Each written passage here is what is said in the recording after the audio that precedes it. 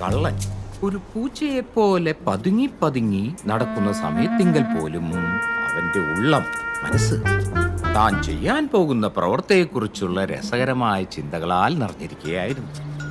ഈ ചിന്തകളാണ് ആ കൃത്യം തെറ്റാണെന്ന് അറിഞ്ഞിട്ടും അത് ചെയ്യാൻ അവനെ പ്രേരിപ്പിച്ചത്.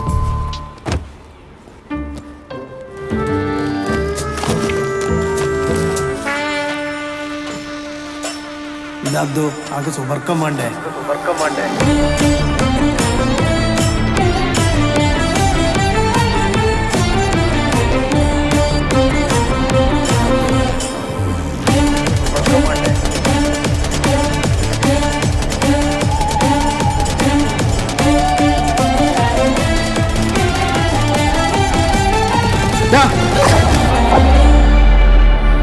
ആകെ സുബർക്കം വേണ്ടേ?